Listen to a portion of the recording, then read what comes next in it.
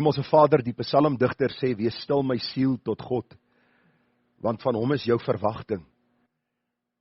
En ons wil vanmôre stil word voor U en vra, Here, dat U al die dinge wat in ons koppe maal, al die dinge wat gebeur het op pad na hierdie plek van aanbidding, Here, al die dinge wat fout geloop het voor ons met die erediens begin het, dat U nou vir ons 'n rustigheid sal gee, dat ons sal konsentreer op die waarheid van U woord, dat ons sal besef, hierdie is 'n unieke geleentheid gekoop deur die bloed van die lam. Voor die grondlegging van die wêreld het U beskik en bepaal dat ons by mekaar sal kom op die 25ste Januarie 2026 om die kosbare waarheid van God se woord aan te hoor, mekaar te sien, die gemeenskap van die heiliges te geniet en dan eer te bring aan ons koning wat gesê het, kyk, ek maak alles nuut. Baie, baie dankie Here vir U reisende genade oor ons as gemeente. Dankie dat ons almal veilig hier by die plek van aanbidding uitgekom het. Dankie dat ons alreeds in 'n mate kon verneem het na mekaar se wel en wee. Baie dankie dat ons U eer vir U goedheid in die afgelope week. Dankie dat U ons versorg het op tydelike gebied, bewaar en beskerm het. Dankie dat U vir ons geestelik deur U woord gevoed het en dat U ook beskik en bepaal het, Here, dat ons hier by mekaar kan wees. Ek het so daaraan gedink, Here, na 'n gesprek wat ek Vrydag met 'n man gehad het, dat U woord vir ons sê dat ons die onderlinge byeenkomste nie moet versuim nie. Here, dit is 'n besondere geleentheid wat U vir ons gee en daarom dank ons U vanmôre hiervoor. Dankie vir die waarheid van U woord en die Heilige Gees wat ons oë open, dat ons die wonders uit U wet kan raak sien. Baie dankie dat ons weet, Here, dat uit onsself is ons tot niks in staat nie. Ons is bekwaam tot niks nie. Maar Here, baie dankie dat U ons in staatsteller is. Baie dankie dat ons weet, Here, dat U ook deur U Gees werksaam is in ons harte. En is die gebed van my hart vanmôre spreek, Here, sodat U dienskneg en U diensmaag kan luister. Gemeente, genade, barmhartigheid en vrede word vir U geskenk van God ons hemelse Vader en ook van ons dierbare Here Jesus Christus. En dit word kragtig menigvuldig deur die werking van sy Gees ook hier by ons. Amen. Nou vriende, vanmôre kan ons uiteindelik weer so 'n bietjie 'n samevatting van die wet van die Here hanteer. Dit was nou vir 'n geruime tyd dat ons dit nie kon doen nie, toe ons nou in die proses was om al die dinge uit te sorteer rondom ons musiek en al die dinge. Maar vanmôre gaan ons weer stil staan by hierdie baie besondere gedeelte in die Bybel. Vir my is dit een van die gedeeltes wat ek geweldig hoog ag, omdat die Here 'n vraag kom beantwoord wat aan hom gevra is op so 'n besondere manier dat u en ek vandag nog in die jaar 2026 ons knie moet buig en met ons hart bely, Here, ons het ook nodig om hierdie waarheid aan te hoor. Matteus 22, ons lees, en toe die Fariseërs hoor dat die Sadduseërs die mond gestop het hulle almal saam vergader. Nou, soos jy weet, die Fariseërs en die Sadduseërs was eintlik geestelik nie op dieselfde vlak nie. Hulle was vyande van mekaar. Die Fariseërs het geglo aan engele, hulle het geglo aan 'n hiernamaals, die opstanding van die dode. Die Sadduseërs het dit nie geglo nie. En nou sê die Bybel, toe hulle na die Here Jesus kom, het hulle as vyande saam vergader teen ons Here Jesus Christus. En een van hulle, 'n wetgeleerde, en die gedagte van wetgeleerde, 'n slim man onder hulle, het 'n vraag gestel om hom te versoek. Hy het nie inligting gesoek nie, hy het nie antwoord gesoek op sy probleem nie. Hy het gekom om die Here te versoek en gesê, Meester, wat is die groot gebod in die wet? Lig vir ons een van die 10 gebooie uit. Wat sal u sê is die belangrikste? En vriende, wat belangrik is van hierdie vraag is, sou die Here een uitgelig het, dan het hulle genoeg rede gehad om hom tot die dood te veroordeel.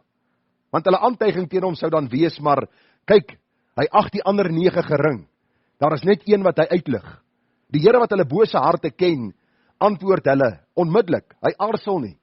Hy sê jy moet die Here jou God lief hê met jou hele hart en met jou hele siel en met jou hele verstand.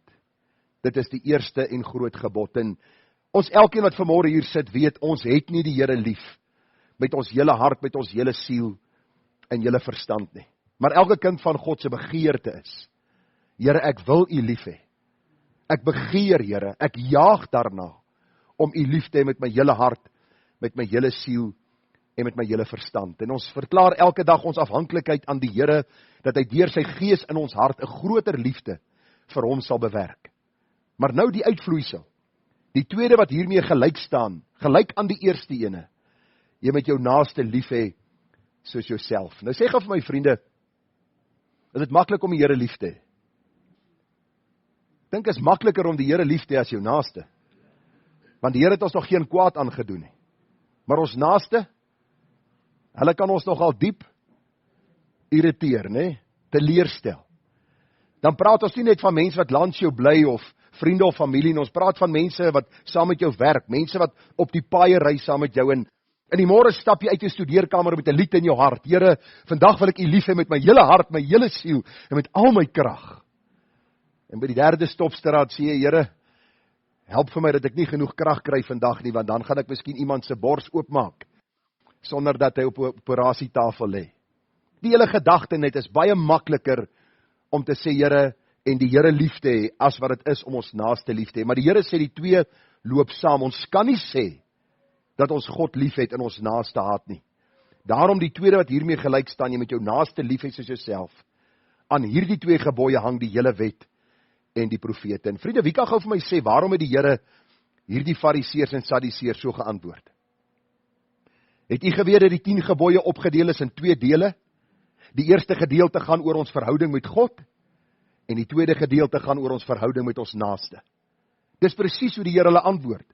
Hy sê eintlik vir hulle al 10 is ewe belangrik, want dit word vervul in die feit, wees lief vir God en dan sal jy lief wees vir jou naaste. Mag die Here vir my en vir jou in staat stel om hierdie gebed elke dag te bid, Here, met my hele hart, met my hele siel, my hele verstand, maar ook dat my naaste sal sien dat ek U lief het. Ons gaan vanmôre staande belydenis doen van ons algemene ongetwyfelde Christelike geloof, dan spreek elkeen in sy na hart saam met my die volgende woorde, en dan gaan ons die ou beruiming sing, net vers 11 van Gesang 245. Kom ons staan, dan doen ons belydenis. Nou vriende, met ons hele hart bely ons dat ons glo in God die Vader. Hy is die Almagtige, hy skepper van die hemel en die aarde, en ons glo in Jesus Christus, sy eniggebore Seun, ons Here, wat ontvang is uit die Heilige Gees.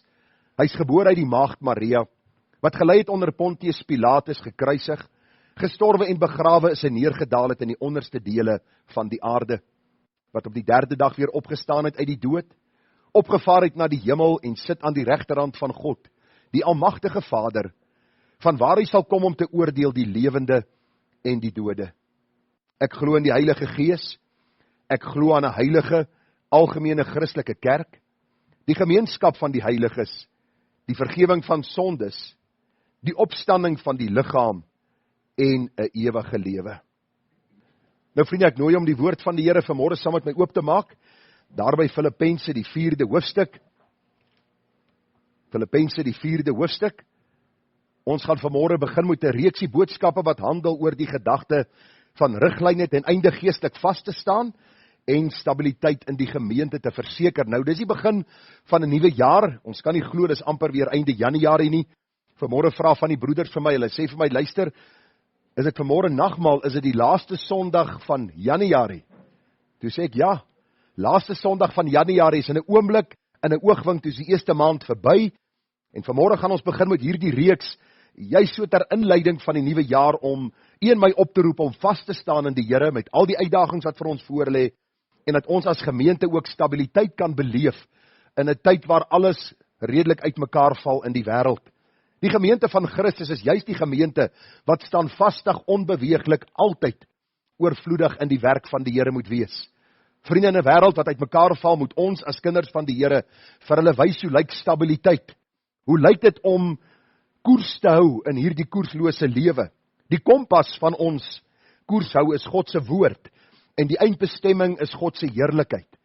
En daarom het ons vanmôre nodig om te kyk uit Filippense 4, vers 1 tot 9, na hierdie gedagte. En ons gaan so 4-5 weke stil staan by hierdie paar versies, en die gebed van my hart is dat die Here vir ons met wysheid sal seën. Soos jy weet, het ons eie gemeente einde laas jaar so bietjie deur 'n skommeling gegaan, deur 'n worsteling, omdat sonde aangespreek was en mense nie bereid is om te buig wanneer sonde aangespreek word nie.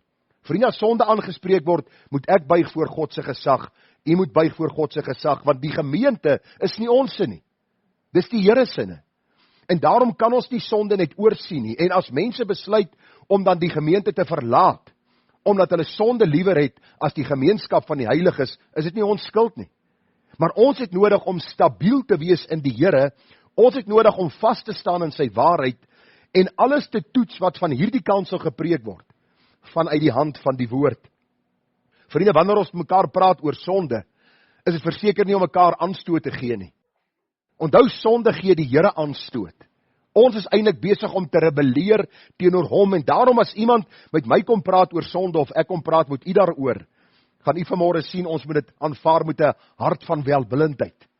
Hierdie broer, hierdie suster gee om vir my, en daarom wil hulle my spaar van groter elende en verdriet, wat miskien oor my pad kan kom.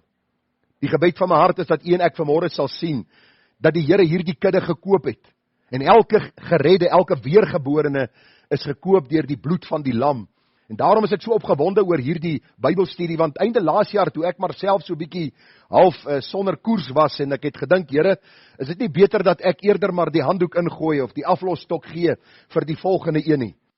Was daar in my studeerkamer, ek het seker nog so 'n paar boekies oor, maar tussen hierdie, sê 1500 boeke wat ek het, is daar klomp sulke klein Bybelstudies van Dr. John MacArthur, en ek begin so deur dit kyk, en ek haal hierdie een uit, ek dink by myself, ek wil graag deur hierdie een werk, en ek sit hom hier neer, en ek haal die volgende een uit, ek sê ek wil miskien deur hom werk, en ek wil miskien deur hom werk, en uiteindelik het ek 'n hele pakkie op my studeerkamertafel, waardeur ek wil werk.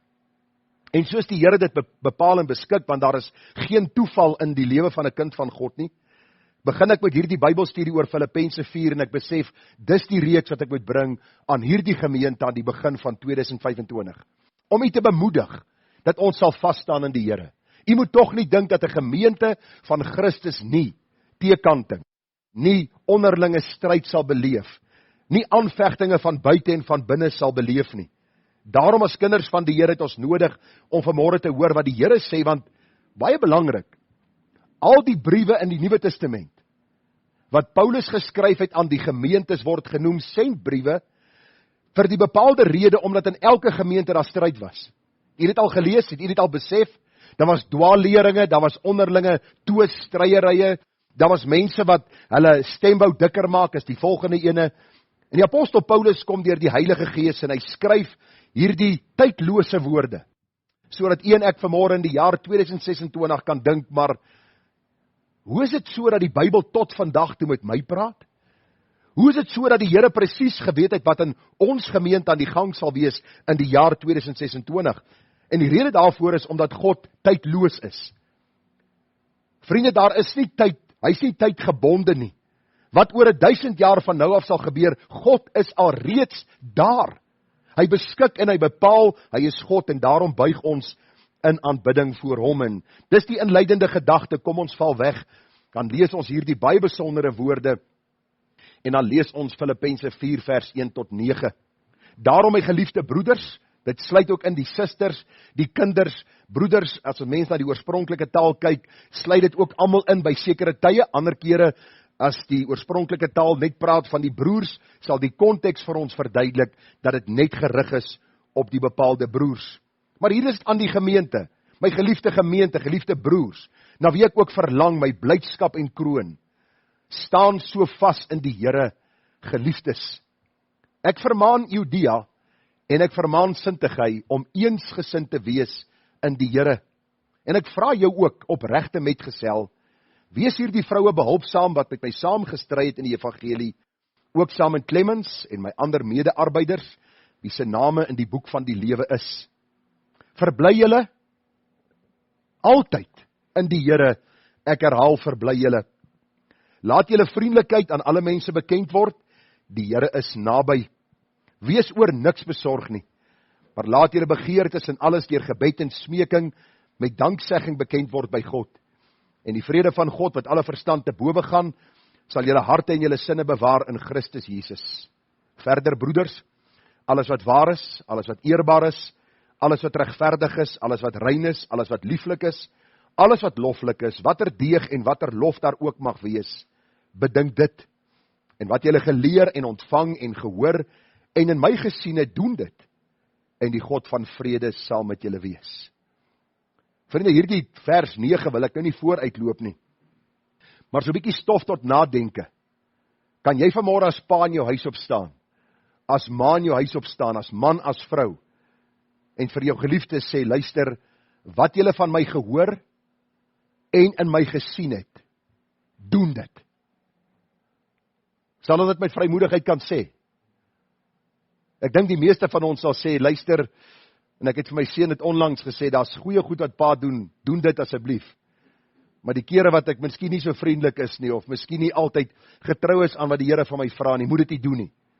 Paulus sê, kyk na my, kyk hoe ek leef, doen dit, en die God van vrede sal met julle wees. Mag die Here ons genade gee dat ons sal sien, dat die heiligmakingsproses 'n wassende effek op ons siele het, sodat ons meer sal word, soos ons Here Jesus Christus. Die teks van oordenking vanmôre, daarom my geliefde broeders, geliefde gemeente, na wie ek ook verlang, my blydskap en kroon, staan so vas in die Here, geliefdes. Die tema vanmôre dan, riglyne ten einde vas te staan, en geestelike stabiliteit in die gemeente te verseker. Dit is deel 1 van so 4-5 boodskappe, wat ons met u gaan deel.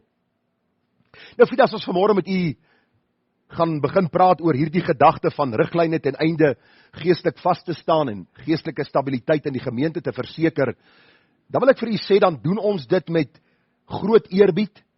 Ons doen dit eintlik in 'n mate met vrees en bewering, omdat ons weet en besef en verstaan, dat die gemeente nie aan my as predikant, nie aan die kerkraad, of aan enige lidmaat behoort nie.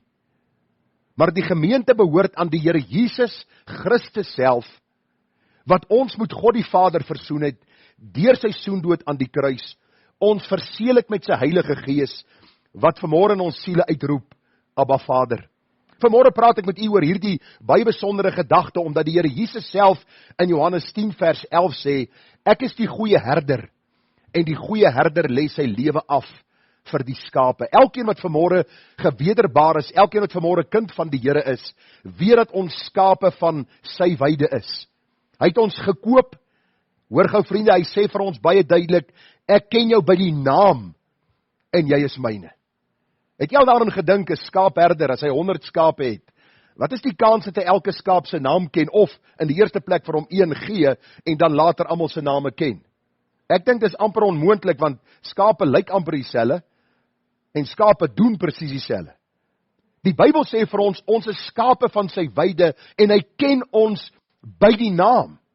Hy het ons nie net gered en geroep nie, hy ken ons, en elke dag stap hy die pad saam met ons. Daarom is ons deel van 'n gemeente, omdat die Here weergeborenes bymekaar bring, om dan ook in sy teenwoordigheid te vergader. Die Bybel sê in Handelinge 20, vers 28, Paulus neem afskeid van hierdie ouderlinge, en hy sê vir hulle, gee dan ag op julle self, in die eerste plek, en op die hele kudde waaroor die Heilige Gees julle as opsieners aangestel het, om as herders die gemeente van God te versorg, wat hy deur sy eie bloed verkry het.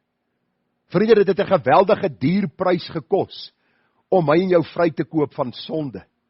Christus moes aan die kruis die vloek van sonde gedra het. Die Bybel sê hy het 'n gedaante gehad, dat 'n mens hom nie meer sou aansien as 'n mens nie.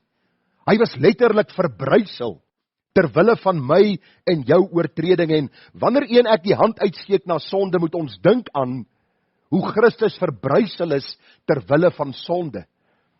En een prediker het eendag die opmerking gemaak en gesê, as God sy eie seun Christus nie gespaar het vir ons sonde nie, hoe dink ons sal ons ontvlug, as ons so groot saligheid verontagsaam? As u vanmôre nog die bloed van Christus vertrap, as u vanmôre nog nie weergebore is nie, dan nooi ek u, solank daar lewe is daar hoop. Solank daar lewe is daar kans en genade om met God versoen te word, deur Jesus Christus, wat sy bloed aan die kruis vir ons laat vloei het. Hoor hoe pragtig stel Jesus dit daar, of apostel Paulus, en hy verwys na Christus sy verhouding met sy kerk. En hy sê, manne, julle moet julle eie vroue lief hê. Hoe moet ons eie vroue lief hê? Soos Christus ook die gemeente lief gehad en homself daarvoor oorgegee het. So waarom is ek vanmôre versigtig en soms met vrees gevul wanneer ek praat oor hierdie dinge? Omdat ek weet hierdie gemeente behoort nie aan my nie. Hierdie gemeente behoort aan Christus. Elke weergeborene behoort aan Christus, en daarom is dit belangrik en noodsaaklik dat ons sal sien dat Christus die gemeente lief gehad het. Nou sê vers 27, sodat hy die gemeente voor hom kon stel, verheerlik, sonder vlek of rimpel of iets dergeliks, maar dat het heilig en sonder gebrek moet wees. Net om hierdie saak met dubbellyne te onderstreep, 1 Petrus 1 vers 18 sê, omdat julle weet, dat julle nie deur verganklike dinge, silwer of goud losgekoop is, uit julle ydelle lewenswandel wat deur die Vaders oorgelewer is nie, maar deur die kosbare bloed van Christus, soos van 'n lam sonder gebrek en vlekkeloos. Vriende, omdat Christus 'n geweldige prys vir sy kinders betaal het, omdat hy 'n geweldige prys vir die gemeente betaal het, luister, het u en ek 'n verantwoordelikheid teenoor hierdie heilige God, om hom as hoof te eer van sy kerk, en ons lewe te wy aan hom wat vir ons gekoop het. U sien, elkeen van ons kan nie leef en doen en optree en gaan en maak soos hulle wil nie. As hoof het die Here sy woord vir ons gegee en ons moet daarvolgens wandel. Daarom is dit so belangrik om vanmôre te kyk na wat die apostel Paulus onder leiding van die Heilige Gees aan ons as Berea Christen gemeente vanmôre op die 25ste Januarie 2026 wil sê.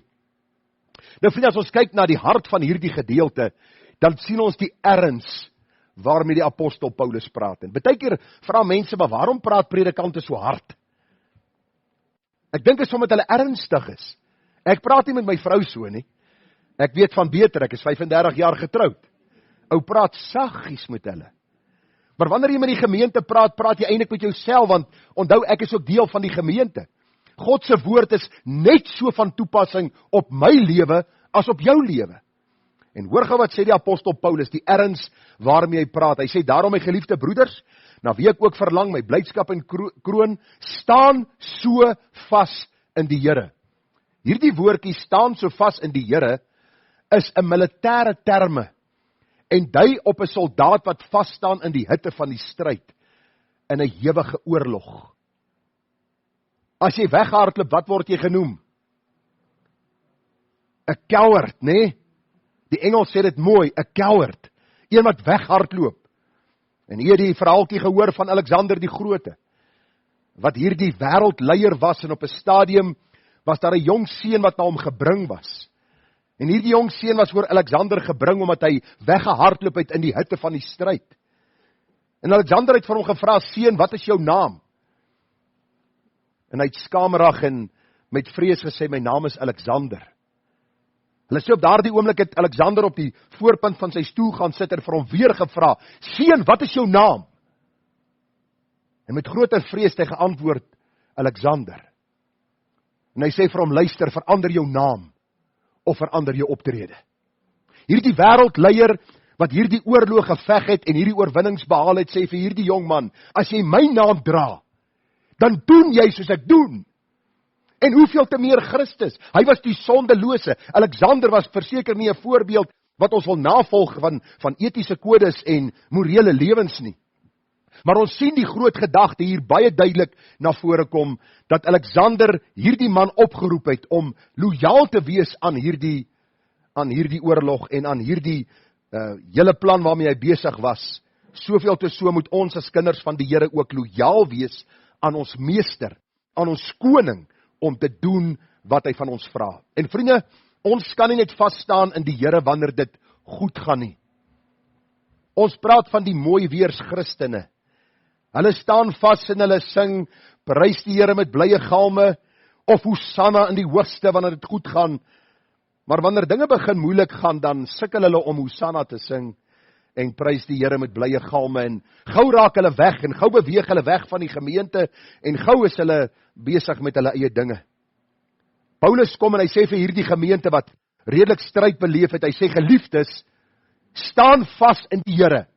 Dis 'n opdrag. Dis 'n belangrike saak en 'n taak om vas te staan in die Here. En baie interessant is, dat Paulus gebruik dieselfde metafoor in Efesiërs 6 vers 11, wanneer hy sê, trek die volle wapenrusting van God aan, sodat jy staande kan bly. Vriende, die hartseer in die kind van God se lewe is wanneer ons faal en sondig.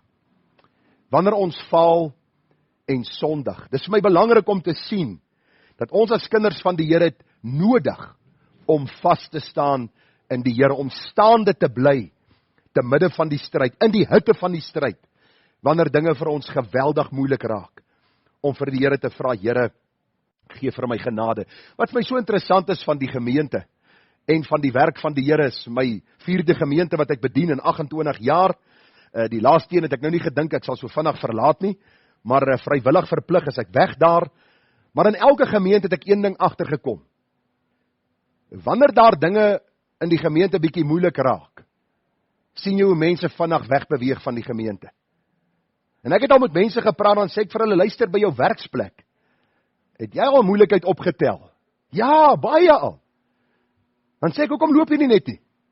Hoekom vat jy nie jou handsak, sit dit onder jou arm, en loop nie? Nee, maar kry 'n salaris. Ek sê, en dink jy die gemeente is minderwaardig teenoor jou werksplek? Dat jy 'n gemeente net ewe skielik soos 'n coward sal verlaat, omdat jy nie saamstem nie, omdat jy nie bereid is om op te staan saam met die gemeente vir die waarheid nie? Dis die probleem van ons tyd, vriende. Ons ag God se gemeenskap van sy heiliges gering. Ons ag dit minderwaardig. Die enigste manier of rede waarom 'n mens 'n gemeente kan verlaat, is wanneer dwaalleringe die gemeente verwoes en vernietig, en die waarheid van God se woord word eenkant geskuif. Daarom is belangrik dat ons vanmôre sal sien, die apostel Paulus roep ons op om as eenheid vas te staan. Verskil ons in persoonlikheid, in temperamente? Verseker. Ek is 'n super introvert, rustig, kalm, die vriendelikste mens wat u kan kry, en ek dink dieselfde van u. Ons almal het mos daardie gedagte. Maar die Bybel sê vir ons baie duidelik, ons moet vas staan, want ons burgerskap is nie van hierdie wêreld nie. Die Bybel sê ons burgerskap is in die hemele. Eintlik is u en ek vanmôre wat weergebore is, burgers van die hemel. Ons ID boekie sê RSA, Republiek van Suid-Afrika.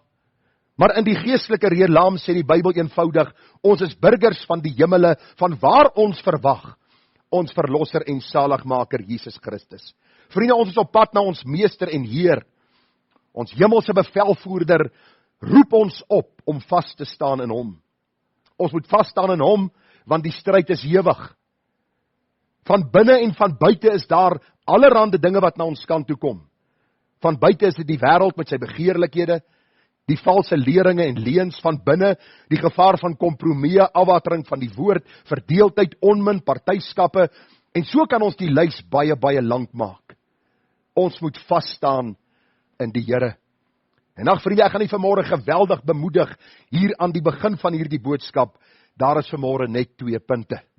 Geweldige bemoediging vir u wat mure het, dat u nie lank hoef te sit nie.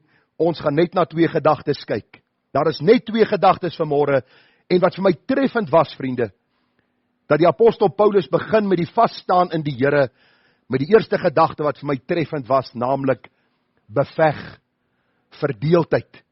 Beveg verdeeldheid. Dit was my so interessant dat die apostel Paulus met dit begin. Ek sou moet iets heel anders te begin het. Ek sou miskien begin het met, lees die woord meer, bid meer, hou Bybelstudie, gaan woon 'n selgroep by, vas en bid. Al daai goed is belangrik, maar hoor, hoe begin die apostel Paulus om hierdie mense op te roep, om standvastig te wees, om getrou te bly aan die Here. Hy sê beveg verdeeldheid. Hoor dit staan in Filippense 4 vers 2. Hy sê gemeente, staan vas in die Here. Die volgende vers verwag ons iets heel anderste, en hier kom in die apostel Paulus en hy gee ons eintlik 'n uitklop hou. Hy sê ek vermaan Judea en ek vermaan Sintige om eensgesind te wees in die Here. Mense sê vir my, jy moenie name noem van mense wat sondig nie, of valse leringe nie, of valse leringe preek nie. Ek sê luister, die apostel Paulus het dit gedoen. Jesus Christus self het dit gedoen, en as ek 'n valse leraar is, noem my naam. En sê, luister, hierdie man preek valse leringe. Hierdie man is 'n man wat verdeeldheid saai. Noem my by die naam. En ek weet nie hoe lyk Judea en Sintige nie. Ons weet nie hoe lyk hulle nie. Ons gaan hulle heel moontlik in die hemel sien. Genadiglik gaan hulle daar nie skaam wees oor hulle sonde nie, want in Christus word ons vergewe, en die dag by verheerliking sal ons wees soos hy is. Maar hoor wat staan in Markus, die Here self sê in Markus 3:24, as 'n koninkryk teen homself verdeeld is, kan daardie koninkryk nie bly staan nie. Net so as dit kom by die kerk van die Here Jesus. Vriende, ons gaan van tyd tot tyd met mekaar verskil. Dis nie nodig om in jou kar te klim en 2 swart strepe te trek op die sement en nie weg te trek en te sê ek is klaar met hulle nie. Die wonderlikheid van kinders van die Here is, die Here sê, yster slyp yster. So slyp die een persoon die persoon van die ander. Ek dank die Here vir mense in hierdie gemeente wat my karakter kom slyp. En ek bid dat die Here ook my sal gebruik om u te slyp, sodat ons voor hom volmaak kan staan. Dit gaan op die einde van die dag oor Christus en hom as die gekruisigde. So Paulus kom en hy begin, hy sê, as ons wil vasstaan in die Here, as ons 'n gemeente wil hê, met integriteit, 'n gemeente, vriende, wat absoluut stabiel is in hierdie wêreld wat uitmekaar uitval, moet ons eensgesind wees. Moet daar 'n gesindheid van eenheid onder ons wees. Nou vriende, in die gemeente van Filippi was hierdie 2 prominente vrouens. Hulle was prominent gewees. En die Bybel sê vir ons baie duidelik dat hulle mekaar begin die stryd aansê het. Dis baie interessant, vrouens is veronderstel om sagter te wees as mans, stem jy saam? Ek dink dis hoekom hulle sagter praat, hulle lyk sagter, hulle ruik sagter. Alles is beter van vrouens in die opsig. Ons kyk na hulle en ons sien die Here het hulle die sagter een gemaak. Nou vriende, in hierdie gemeente was hierdie 2 dames, 2 wat mekaar die stryd begin aansê het. Dit het die stabiliteit van die gemeente in gevaar gestel. Dit het ander affekteer sodat die gemeente begin half senuweeagtig raak het oor wat gaan word van die gemeente as hierdie 2 vrouens aangaan met hulle stryd. Nou as ons kyk so bietjie skrif met skrif, dan sien ons dat hierdie vrouens heel moontlik deel was van die vrouens wat saam met Lydia die purperverkoopster daar in Handelinge by die rivier by mekaar gekom het waar Paulus die boodskap gepreek het. Ek lees gou vir u. Daar staan in Handelinge 16:13 en op die Sabbatdag het ons uitgegaan buitekant die stad, dis Filippi, langs 'n rivier waar die gebruikelike bidplek was en ons het gaan sit en met die vroue meervoud, met die vroue gespreek wat daar by mekaar gekom het en 'n vrou in die naam van Lydia, die purperverkoopster van die stad Thyatira, 'n godsdienstige vrou het geluister. Die Here het haar hart geopen om ag te gee op wat deur Paulus gesê is. So, wat eenvoudig gebeur het is die apostel Paulus, elke geleentheid wat hy gebruik het hy die evangelie gepreek. Hier kom hierdie vrou Lydia tot bekering en later het daar 'n gemeente gestig en hierdie 2 vrouens, Judea en Sintige, was heel moontlik deel van hierdie groep mense wat geluister het, wat later deel van die gemeente in Filippi geword het. Wat baie belangrik is, wat u tog so in die agterkop moet bære.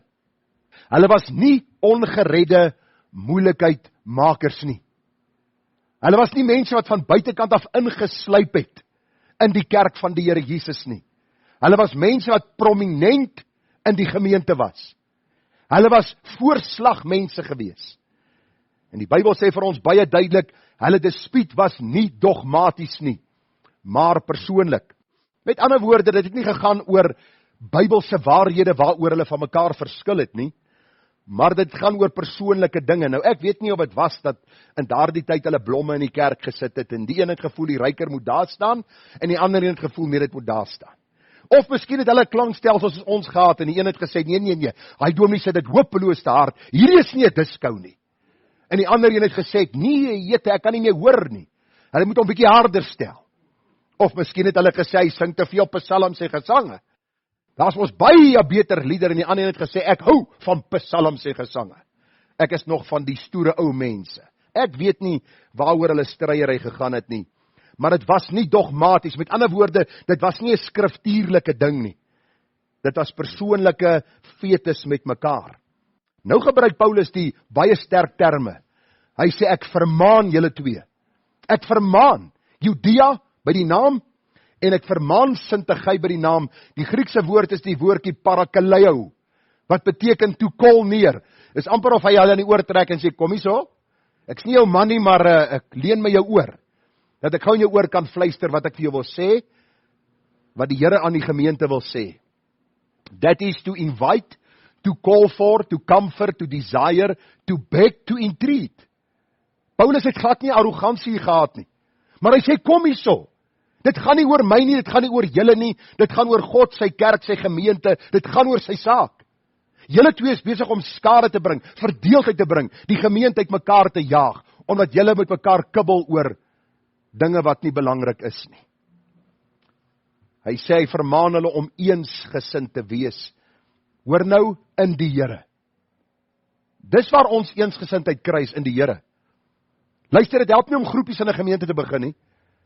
Piet is ongelukkig met die predikant, nou bel hy vir Koos. Koos sê vir hom, luister man, ek like hierdie dominee. Okay, Koos is van die lys af, nou gaan ek die volgende een soek. Ons bel nou vir Jan. Jan sê, nee, wat daai ou, ek het lank al gesê, hy moet, die deel van hierdie gemeente. Okay, Jan, stiek hom af, hy sê, hy is een van my kampvegters. Paulus sê, nee, ons eenheid lê in die Here. As ek vanmôre hier staan en ek sê vir julle, as volmaakte engel wat uit die hemel gedaal het, kom praat ek met julle oor hierdie evangelie, want julle klomp het dit nodig. Dan sit ons met 'n geweldige probleem.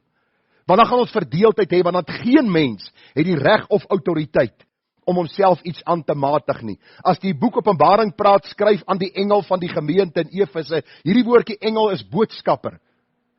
Die boodskapper kom en hy sê, so sê die Here, dis sy gemeente, ons moet eensgesind wees. Die gedagte van eensgesind in die Here, hy is die volmaakte, ons fokus is op hom, ons besef ons is onvolmaak, ons fokus is op die volmaakte, en so groei ons na mekaar toe.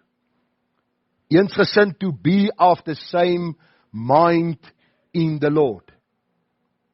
Wanneer ons verskille het, dan gaan ons na die Here toe en sê, Here, help vir ons, dat daar nie verdeeldheid kom nie, maar eenheid, omdat ons U lief het, omdat U vir ons gesterf het. Vriende, Paulus het geweet, die eenheid van 'n gemeente hang af van die eenheid tussen sy lede. Onthou, 'n gemeente bestaan uit lidmate. U het vanmôre van al die windrigtings gekom, party van u was 1 in 'n kar, ander 2, ander 4, ander 6 in 'n kar, u het by die kerk aangekom, en so vorm ons nou 'n gemeente, gemeenskap van die heiliges. Paulus weet, dat as daar verdeeldheid is, sal die lidmate in die gemeente verdeeld raak. En ag vriende, dit spoel oor van een na ander een, en later lei die gemeente van God skade, en die saak van die Here raak so beïnvloed, en eindelik so de mekaar, dat ons nie meer die werk van die Here kan doen nie. Hoor wat skryf Paulus aan die gemeente Korinte, wat 'n baie moeilike gemeente was. Hy sê, maar ek vermaan julle broeders in die naam van ons Here Jesus Christus, om almal beteken, almal eensstemmig te wees, en dat daar geen skeringe onder julle moet wees nie, maar dat julle verenig moet word, of verenig moet wees in dieselfde gesindheid, en in dieselfde mening. Met ander woorde, die apostel Paulus loer die hele gemeente op, en hy sê, ons moet eensstemmig wees. Die Here is ons fokus, hy is die hoof van sy kerk, hy is die leier van sy kerk, ons is eensstemmig in hom, en daar moet geen skeringe wees nie. Geen. Want die Here is die een wat wonde heel. Hy is die een wat ons nuut maak. Hy is die een wat ons bekragtig met krag uit die hoogte. Hy sê ons moet verenig wees in dieselfde gesindheid. Wat moet ons gesindheid wees? Christus en hom as gekruisigde. Gaan die hele wêreld in en verkondig die evangelie aan die ganse mensdom. So as die gemeente verdeeld is, hoe sal ons uitgaan om die boodskap te bring? Die Here Jesus in sy hoëpriesterlike gebed stel dit vir my die beste. Ek lees gou vir u in 'n gebed wat Jesus bid, die langste gebed van Jesus, wat opgeteken is in die Bybel. Tel saam met my, hoeveel keer praat hy oor eenheid onder sy kinders? Ek lees vir u vanaf vers 11. Hy sê, ek is nie meer in die wêreld nie, maar hulle is in die wêreld, en ek kom na u toe, Heilige Vader, bewaar in u naam die wat u my gegee het, sodat hulle een kan wees, net soos ons. Luister, God is drie-enig. Die Here sê, julle as gemeente moet soos ons wees. Een. En ek sê vir myself, toe ek hierdie gedeelte hanteer het, op 'n stadium daar in Walvis Bay laas jaar. Dis vir my ondenkbaar dat God dit van sy kerk kan vra. Hoe sal ons een wees soos Christus een is? Tog is dit die oproep. 'n gedaaglikse begeerte, Here, ons moet een wees as bloedgewastes, soos u een is. Dis die eerste keer. Vers 20, maar ek bid nie vir hulle alleen nie, maar ook vir die wat deur hulle woord in my sal glo, en ek wat vanmôre hier sit, wat leef in die jaar 2026, wat bid die Here vir ons, dat almal een mag wees, die tweede keer, net soos u Vader in my en ek in u, dat hulle ook in ons een mag wees, die derde keer, sodat die wêreld kan glo dat u my gestuur het. Eenheid in die gemeente, help dat ons vrugbare getuies kan wees, en dit bring groei in die gemeente. As die wêreld sien dat ons een is, gaan hulle begin sê, maar ons wil ook deel wees van hierdie gemeenskap. Want as daar eenheid by hulle is, wil ons deel van hierdie eenheid wees, want hoe wonderlik is dit as broeders saamwoon. Vers 22, en ek het hulle die heerlikheid gegee wat u my gegee het, sodat hulle een kan wees, net soos ons een is. Ek en hulle en u en my, sodat hulle volkome een kan wees, en dat die wêreld kan weet dat u my gestuur het en hulle lief gehad het, net soos u my lief gehad het. Wat die Here eenvoudig wil sê, as daar nie eenheid in 'n gemeente is nie, as daar nie eenheid in 'n gemeente is nie, dan verkondig ons aan die wêreld dat Christus nie die gestuurde lam van God is nie. Dis 'n geweldige stelling, maar dis wat hierdie gedeelte sê. Die wêreld sal weet dat Christus gestuur is as die volmaakte lam, as daar eenheid in 'n gemeente is. En ag vriende, eenheid beteken dat ons in nederigheid die een die ander moet hoër ag as myself. En nou sê jy miskien daar in jou hart, maar hy druk dit vanmôre baie ver. Dis warm, hy praat baie, en nou sê hy nog, ek moet minder wees, sodat daar eenheid kan wees. Presies, Christus sê, hy het die heerlikheid van die hemel verlaat, hy het op hierdie stowwerige strate kom loop, hy het die gestalte van 'n diensknegt kom aanneem. Glo my, daagliks roep ek na die Here, Here gee my meer 'n diensknegt gesindheid. 1 Petrus 3 vers 8, en eintlik wees almal eensgesind, medelydend, vol broederliefde en ontferming, vriendelik, vergeld geen kwaad met kwaad of skeldwoorde met skeldwoorde nie, maar seën inteendeel, omdat julle weet dat julle hiertoe geroep is, sodat julle seën kan beerwe. Hoor, geen skeldwoord as jy geskel word nie. Een van my ouderlinge wat ek in een van my gemeentes gehad het, het gesê, it's a tall order. It's a tall order. Dis 'n Dawid Goliat gedagte. Maar mag die Here gee dat dit begin by my huisgesin. Man teenoor vrou en vrou teenoor man. Ouers teenoor kinders. Dat dit sal uitsprei na ons familie, vriende, ons gemeente. Dat ons die gesindheid sal hê om die ander te verdra en eensgesind te wees ter wille van Christus, ter wille van sy kruis, ter wille van die uitbreiding van sy koninkryk. Want ons burgerskap is in die hemele, soos ek begin het. En dan die tweede gedagte, wees behulpsaam. Nou jy gaan sien hoe mooi hierdie twee in mekaar inpas. Dit is soos 'n hand en 'n handskoen. Dit pas by mekaar. Nou ek sien dikwels die golfers daar by die golfklub. Dan is hulle daarin, dan soek hulle nou 'n handskoen. Hierdie een is te klein en daai een is te groot. En dan kry hulle daar die perfekte pas. Met die hoop dat hulle 'n beter hou sal slaan. En ek sien eendag 'n ou probeer die handskoen afskeer van sy hand af. So asof die handskoen hom verkeerd laat slaan het. Die Bybelse handskoen pas altyd 100% vir die kind van God. Die kind van God soek nie 'n verskoning of 'n redenasie of iets waarom hy nie doen wat die Here van hom vra nie. Nou hierdie behulpsaam vriende is baie interessant. Dis nie behulpsaam op tydelike gebied nie. Dit gaan nie oor gee kos en gee een of ander behuising of een of ander ietsie, ons help mekaar daarmee ook. Maar die behulpsaam hier gaan meer oor die geestelike hulp wat ons vir mekaar moet aanbied. Ek vra jou, wanneer laas jy 'n broer en 'n suster gebel en gevra, hoe gaan dit met jou geestelik? Hoe gaan dit met jou geestelik? Hoe gaan dit met jou wandel met die Here? Hoor wat sê Filippense 4 vers 3.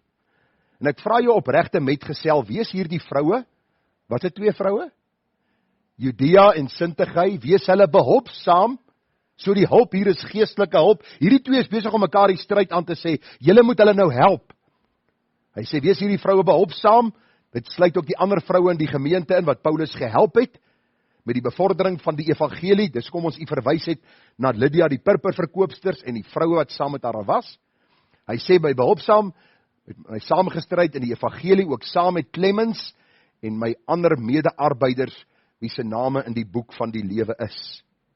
Vriende, hierdie opregte metgesel, In die direkte konteks saam met Clemens, die heel moontlik op die ouderlinge, wat die apostel Paulus aangestel het, wanneer hy klare gemeente gestig het. U sal onthou, die apostel Paulus het 3 sendingreise onderneem, en dan het hy gemeentes geplant, en dan na 'n jaar of 2 wat hy daar gearbei het, dan het hy manne gesoek wat getrou was aan die waarheid van die woord. Hy het hulle uitgeroep en gesê, ek stel julle nou aan om toesig te hou oor die gemeente. En hoor gou wat een van die vereistes was van hierdie ouderlinge wat hy aangestel het.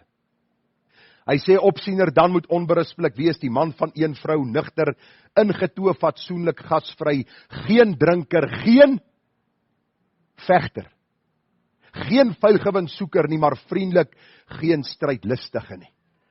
Ek het so tyd terug gehoor van 'n predikant en sy kerkraad wat mekaar op die parkeerterrein met die vuiste bygekom het. Dit was in die koerant, dit was hoofnuus gewees. Luister, 'n predikant moet nie iemand wees wat 'n strydlustig is nie. Ek sê nou die dag vir iemand, ek sit nie in die week daar en kyk na die gemeentelys en ek sê, ek wil hierdie week met hierdie een moeilikheid soek nie. Nee, my begeerte is dat ons in eenheid sal saamwerk om God te verheerlik. En dat ek hulp sal aanbied aan die wat mekaar die stryd aansê op 'n Bybels verantwoordelike manier of verantwoordbare manier. Volgende week Sondag gaan ons ouderlinge en diakens voorstel, hulle gaan hier voor staan, u gaan sien hoe hulle lyk, hulle gaan by u huisbesoek kom doen, en dis die kriteria. Nie om moeilikheid te soek nie, nie om saam te skinder of kwaad te praat nie, maar om te sê, hoe gaan ons die eenheid van God se saak bevorder en eer te bring op sy naam. En as u vanmôre dink, daar is 'n volmaakte gemeente wat u miskien by gaan uitkom of by uitgekom het, dan wil ek vir u sê, u maak 'n fout. Ons is sondaars, uit genade gered, ons kom by mekaar, hierdie is eintlik Berea Christen Hospitaal. Die antibiotika wat ons Sondag na Sondag kry is God se onfeilbare woord. Dit werk hierdie verderf in my bose hart tee, en hoe meer ek blootgestel word daaraan, des te meer kan ek verander om ook ander hulp aan te bied. En ek bied julle nie hulp aan waar ek hier bo staan en kyk so onder en sê, julle klomp elendelinge, julle kan ook nie groei in die Here nie. Kom, ek wys julle hoe om te groei.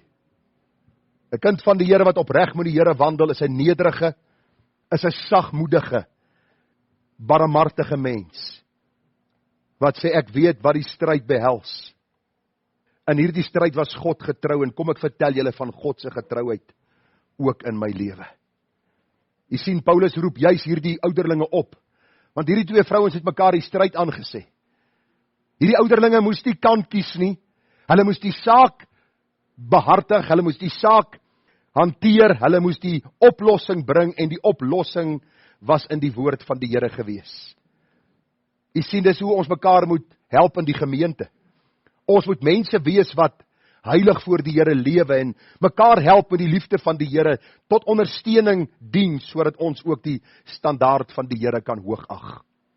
Nou vriende, die Bybelse standaard om geskille op te los, bly dat ek my met my broer gaan versoen, my suster gaan versoen, met ander gaan versoen. Hoor wat sê die Bybel, as jy dan jou gawe na die altaar bring, en het jou daar byval dat jou broeder iets teen jou het, laat jou gawe daar voor die altaar bly en gaan versoen jou eers met jou broeder, en kom dan en bring jou gawe. Luister, jy moet net saam volg vanmôre asseblief. Hier staan nie as jy dink, jou broer het iets teen jou nie.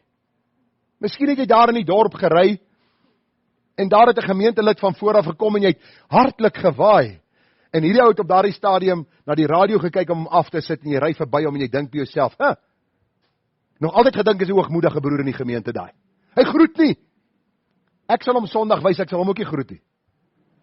En dan gaan daar 6 weke verby, waar die een by daai deur uitstap, en die ander by daai deur, en 6 weke later kyk hulle mekaar aan, en dan, hoekom groet jy my nie? Waar? Ek het daar verby jou gery. Ek het jou nie eens gesien nie, maar ek is jammer. Jy sien, die hele gedagte gaan hieroor, hier moes iets gebeur het. Jy moet bewus wees van iets wat gebeur het tussen jou en 'n broer. Jy het hier uitgestorm, jy is kwaad vir mekaar. En dan is dit noodsaaklik om versoening te gaan soek.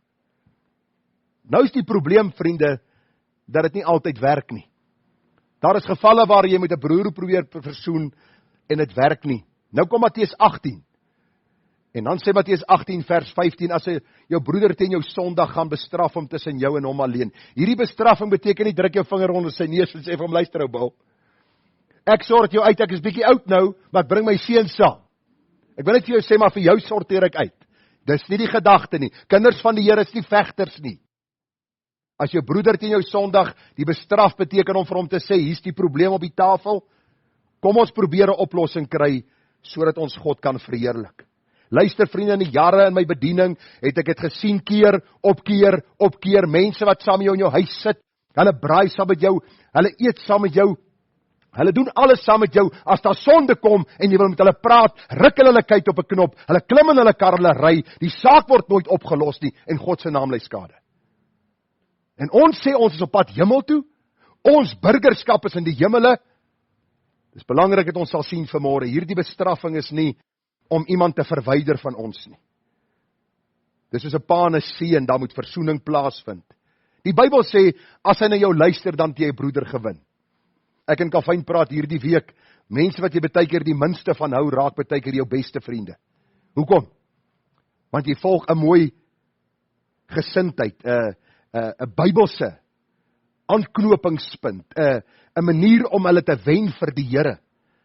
En hoe wonderlik as daardie broer dan ook 'n broer is wat saam met jou die pad stap. Die tweede gedagte, as hierdie broer nie na jou luister nie, neem nog 1 of 2 met jou saam, sodat in die mond van 2 of 3 getuies elke woord kan vasstaan. OK? Derde ene, as hy nie na jou luister nie, sê dit vir die gemeente. Die naam word afgekondig, Judea en Sintige is haks met mekaar. Ek het met hulle gepraat, hulle wil nie luister nie. Ek het ouderlinge saamgevat, hulle wil nog steeds nie luister nie. Nou vra ek vir julle as gemeente, bid vir hulle. Ek onthou 'n geval, en ek het dit miskien al vir u gesê in een van my gemeentes. Die oggend, die kerk sit vol, die galery sit vol mense. En die man met wie ons herhaaldelike kere gepraat het, wat nie wou luister nie, daardie oggend toe kondig ek sy naam af. En ek noem die sonde waarmee hy besig is, en ek vra vir die gemeente, bid vir hom. Nou, hy het dit nie goed hanteer nie. Ek wil vir u sê, 'n kind van die Here sal dit goed hanteer. Hoor wat ek vanmôre vir u sê, ons is te fyngevoelig. Ek dink ons is sondeloos. Luister, ek weet vanmôre, ek is 'n sondaar wat die hel verdien, tot vanmôre toe. Was dit nie vir God se genade in Jesus Christus nie. Daarom wil ek u vanmôre bemoedig, as iemand met jou kom praat, moenie op jou perdjie spring nie.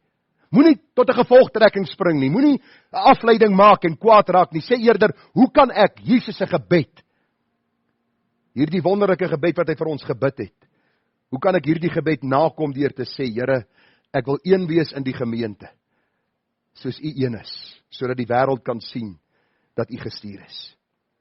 Vriende, die laaste een sê die Bybel, as hy nog steeds nie luister nie, laat hom vir jou wees soos 'n heiden en 'n tollenaar. As iemand in die gemeente bly verdeeldheid saai, skei hom af van die gemeente. Nou sê mense, maar soos nog 3 mense verloor, is hierdie gemeente een van die daar toe. As die Here hom wil toemaak, prys sy naam. Want dit is nie my gemeente nie. Dis nie die ouderlinge se nie, dis nie ons se nie. Dis syne en hy het 'n standaard en ons moet sy standaard nakom.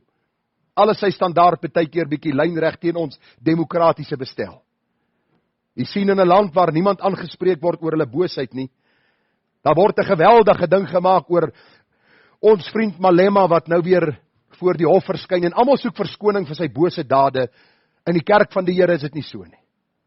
In die kerk van die Here sê ons, Here, u het ons uit die moddersluik van sonde kom red. En ons soek nie verskoning vir mense se sonde nie. Ons soek dat u ons genade sal gee, dat die bloed ons sal reinig, dat ons een sal wees. Ons gaan nie sonde onder die mat invee nie. Ons gaan poog om in die lig te wandel. Ons is nie soos 'n bose regering of 'n land wat sonde oorsien en dit basies sugarcoat, soos die Engelsman sê nie. Ons is hier om u naam te verheerlik en eenheid is belangrik, daarom moet sonde aangespreek word en u naam geheilig word. Hoor wat staan hier in Jakobus 5:16. Bely mekaar julle misdade en bid vir mekaar sodat julle gesond kan word. Die 4de gebed van regverdigheid groot krag. Het jy al gedink in 'n huisgesin as dit so werk, as die man vir die vrou sê, sal miskien so klein krapperigheidjie kom, my poppie, ek is jammer. Ek is jammer as ek jou enige aanstoot gegee het. En sy sê, nee, ek is jammer. Ek is jammer as ek op 'n manier opgetree het wat miskien vir jou, nee, ek is jammer. Nee, ek is jammer. Dink net hoe heerlik jy koffie saam drink, en 'n Hertzog koekie saam eet, en jy vergeet van al die politiek in die huis, maar hoe's ons? Ek is jammer, ek sal sien of ek jou kan vergewe. Jy het al 4 keer jammer gesê, maar luister nie, lyk my nie jy bedoel dit nie. Nee, luister, as daar een is wat aanstoot kon neem vir wat aan hom gedoen was, is dit Jesus Christus. As daar een is wat vanmôre vir ons kwaad moet wees, dan is die lam van God wat sy versoening vir ons aanbied. Daarom buig voor hom. Ek buig voor hom. Hy's ons Heer, hy's ons koning. Daarom wees mekaar behulpsaam. Ons is nie hier om mekaar uit te haal nie. Ons is nie hier om vir mekaar die lewe moeilik te maak nie. Ons is hier om mekaar lief te hê, mekaar te ondersteun, mekaar te help, met die hoop dat ons sal bekeer, sou daar sonde in ons lewens gewees het. Ek sluit af, vriende, ons vat saam riglyne ten einde geestelike stabiliteit in die gemeente te verseker, om vas te staan, om stabiliteit te verseker. Eerste plek, beveg verdeeldheid en help mekaar, geestelik help mekaar. Romeine 15 vers 5, en mag die God van leidsaamheid en bemoediging aan julle gee om eensgesind onder mekaar te wees, ooreenkomstig die wil van Christus Jesus, sodat julle die God en Vader van ons Here Jesus Christus eendragtiglik uit een mond kan verheerlik. Kom ons bid saam, vra ons vir die Here vir wysheid. Vader, ons bid dat U vir ons groot genade sal gee. U het U liggaam aan die kruis gegee, sodat ons gered kan word. U Gees in ons harte, sodat ons heilig kan lewe. Ek vra, o Here, maak ons rein, want voor U troon moet ons verskyn. Stuur tog op my die louteringsgloed, en Here, maak my rein deur Jesus bloed. Amen.